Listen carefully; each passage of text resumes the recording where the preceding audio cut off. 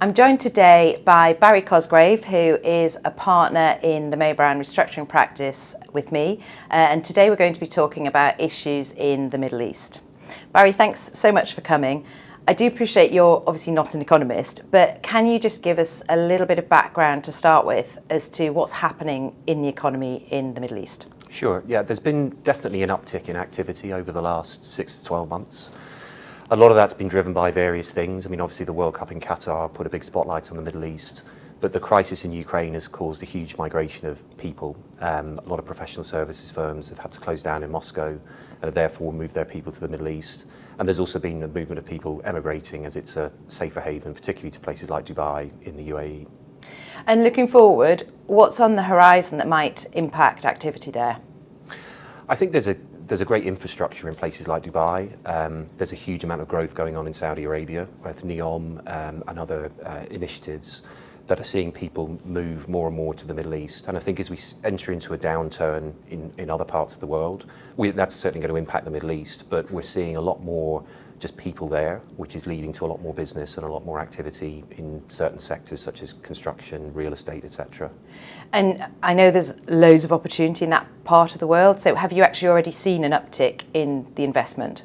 We have, yeah. I mean, there's a lot of news at the moment about UAE businesses IPOing. That's a big activity.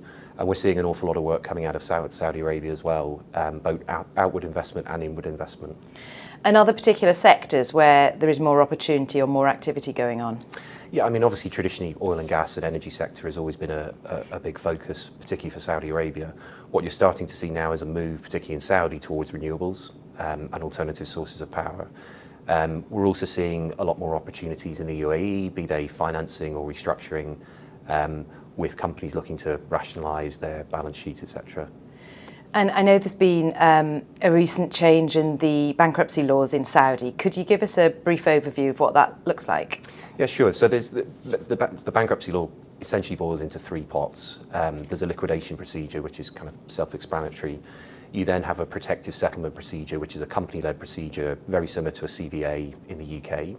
And then you have a financial restructuring, which is more of a creditor-led process with the appointment of a trustee and looks a bit more like Chapter 11 in the US.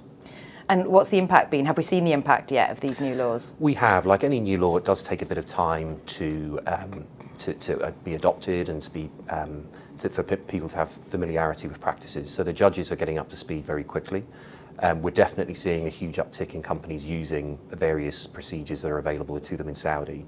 The big change really has been the introduction of a cram down on dissenting creditors, which wasn't present before.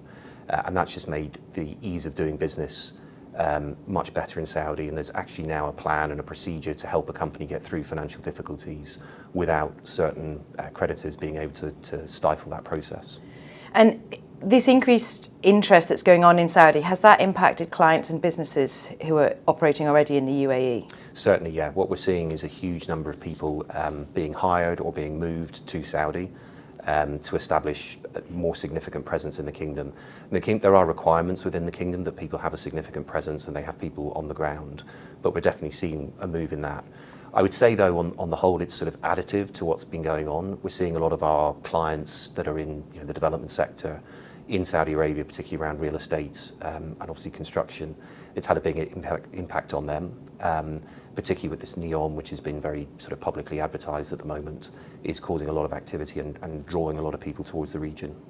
And do you think we're likely to see other countries in the Middle East looking then to adapt and evolve their laws? Yeah, and that's already happening. You know, the UAE's brought in a new insolvency law around about the same time as Saudi did. Oman has recently introduced a new insolvency regime. So we're definitely seeing that spread through the region. And I think what's been key about it is people have realised that having a strong bankruptcy law, one that works and does work well and has been proven to work well in Saudi, does increase your attractiveness to businesses because people have a bit more certainty, and investors from overseas have a lot more certainty as to what outcomes and what remedies they may have if things go wrong. And Barry, as somebody who's practiced in the Middle East, are there particular nuances that you need to be aware of when you're working there? I guess the biggest one is everything takes longer than you hope it will. Yeah, there's a lot of things to think about. I mean, for example, within Saudi Arabia, if you're getting involved in a financing transaction, you need to think carefully about whether that should be a Sharia-compliant transaction or just a conventional transaction. Taking security, there's been a great evolution in laws around taking security, which has been very helpful, particularly on the movable side. But there are still certain considerations. If you want to take security on land, you need to have a local security agent, etc. And laws within the Middle East, they are different within each country, and even within, for example, the UAE, you have multiple free zones, each of which have their own laws and regulations. And whilst the UAE is a civil law jurisdiction, you then have the DIFC and the ADGM, which are common law jurisdictions based on English law. So there's quite a lot to navigate around different jurisdictions and the nuances that apply. Thanks. That's all very interesting. And just to finish off, Barry, what would your key takeaways be for any clients who are watching this today? I think the key takeaway is, there has traditionally been a reluctance to get involved in transactions in the Middle East because of an uncertainty or a worry that things won't pan out the way they might do in other jurisdictions. I think that's faded a huge amount over the past few years. There is still a learning curve for jurisdictions to go through. It's not straightforward to introduce a new law and expect it to be up and running in no time. But a lot of the barriers to entry that introduced before have been taken down. So I think it's very much an open for business jurisdiction.